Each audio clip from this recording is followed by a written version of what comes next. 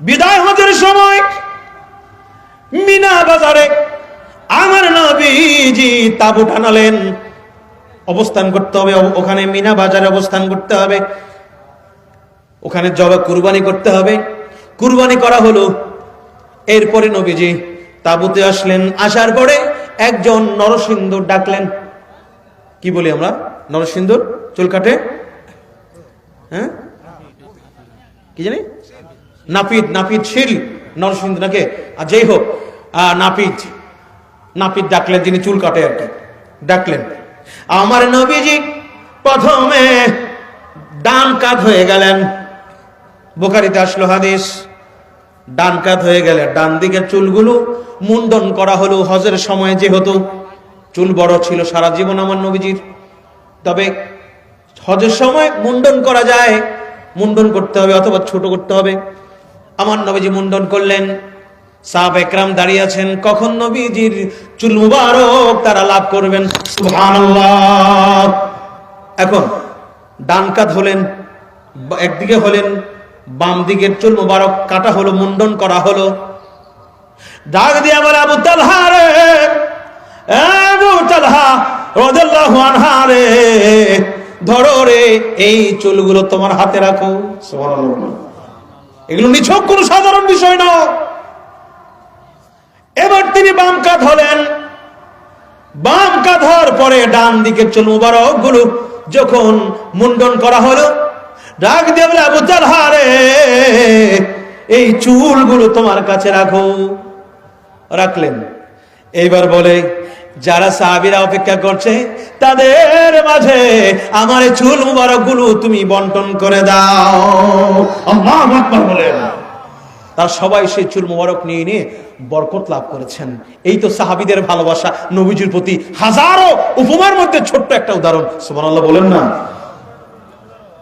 সম্মানিত হাজিরিন, আমরা যখন খালিদ ইবনে ওয়ালিদ, খালিদ সাইফুল্লাহ রাদিয়াল্লাহু আনহুর যুদ্ধের কথা শুনি, আচ্ছা আপনারা খালিদ বিন ওয়ালিদের নাম শুনছেন না?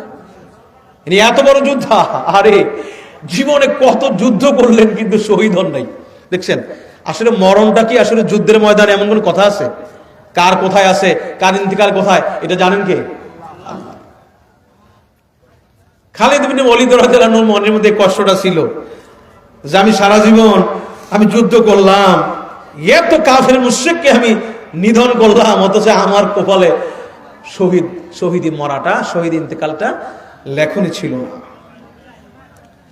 তো তিনি, ওনার একটা টুপি ছিল। আমার নবীজি ইন্তেকালের পরে উনি ওই টুপিটা নিয়ে সবসময় যুদ্ধে যেতেন।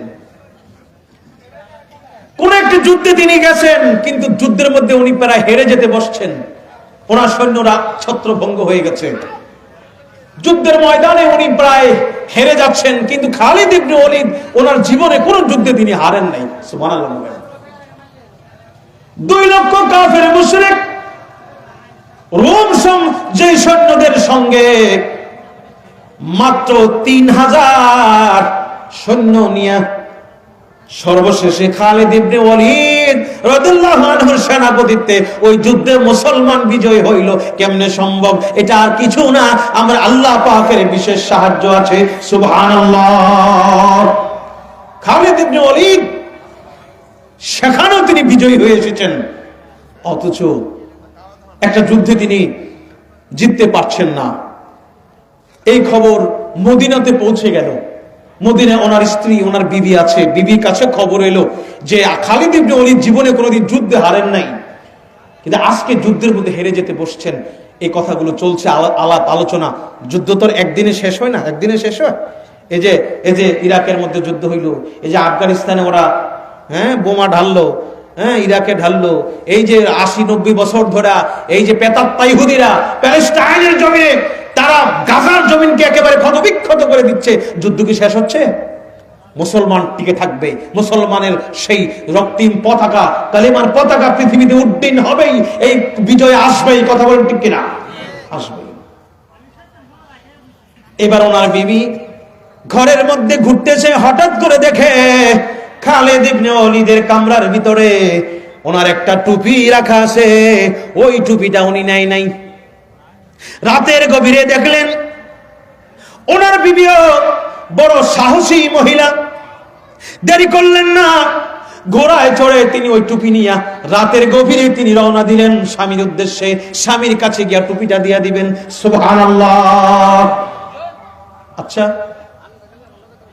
যেতে যেতে রাত পার হয়ে গেল, একা একা দৌড়াচ্ছে, কোনো ভয় নাই, সামনে শুধু খালি গন্তব্য আমার স্বামীর কাছে যাব, যে কোনো মূল্যে হোক টুপিটা নিয়ে আমি স্বামীর কাছে দেব। এখন যেতে যেতে দিন হয়ে গেল, দিনের একেবারে মানে আলো স্পষ্ট হয়ে গেল।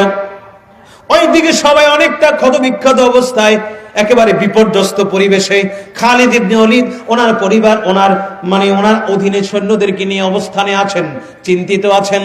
এবার দূর থেকে দেখা যায় ঘোমটা দেওয়া, পর্দা গড়া একজন মহিলা যুদ্ধের ময়দানের দিকে আসতেছে। আল্লাহু আকবার বলেন।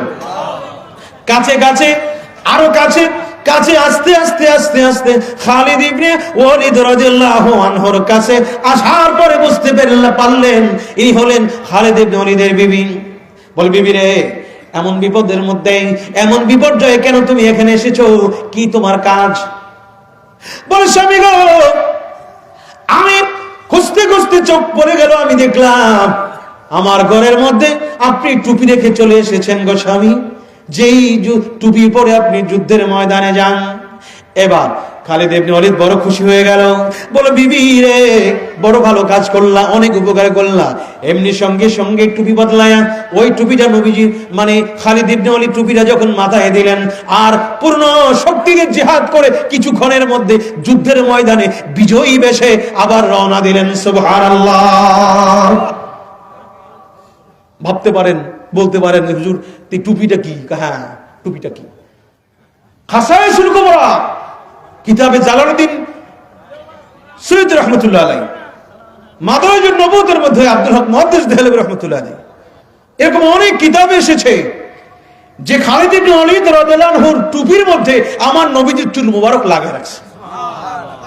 এটা আসতে বললেন, আরো জোরে বলেন না সুবহানাল্লাহ। দেখছেন সাহাবা একরামের ভালোবাসা। খালিদ ইবনে ওলীদ যুদ্ধের ময়দানে জিততেছেন, এর পিছনে নবীজির বিশাল এক ফয়জিয়াত। আল্লাহু আকবার।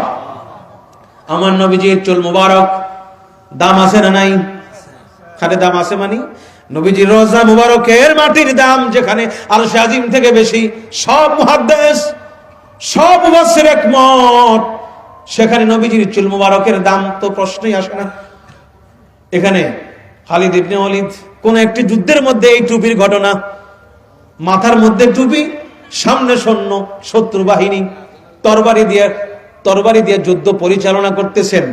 একজন শত্রু সামনে আসছে, উনি প্রায় পড়ে যাচ্ছেন, মাথা থেকে টুপিটা পড়ে যাচ্ছে অথবা টুপিটা পড়ে গেছে, শত্রু তার উপরে আঘাত করবে রেডি। ওই দিকে তার খেয়াল নাই, বরং টুপিটা আগে ধইরা মাথায় দিব, ওই চিন্তা তার আগে আসছে। সুবহানাল্লাহ বলেন। এই অবস্থা দেখা শত্রু বলে, কি ব্যাপার, বুঝলাম না, আপনি তো চাইলেই আমার ঠেকাইতে পারেন, ঠেকায় আমার মারতে পারেন, কিন্তু আপনি এই দিকে খেয়াল না করে আপনি নিজের টুপিটার মধ্যে এইভাবে কি কয়, টুপিটা আমার মধ্যে অনেক বরকত আছে, এখানে আমার নবীজির চুল মুবারক আছে। দেখছেন অবস্থাটা? তাহলে জিহাদের কথা যখন বলি, এই জিহাদের কথার ভিতরে এটাও বলা দরকার আছে না নাই? আরে ভাই, খালিদ ইবনে ওলীদের এত ওয়াজ করব, এই কথাটা বলবেন না যে এখানে খালিদ ইবনে ওলীদ ওনার চুল মুবারকে আমার নবী, টুপি মুবারকে ওনার আমার নবীজির চুল মুবারক রেখে এই তাজিম, এই আজমতের কারণে উনিও যুদ্ধের মধ্যে বিজয়ী হয়েছেন। আল্লাহু আকবার বলেন।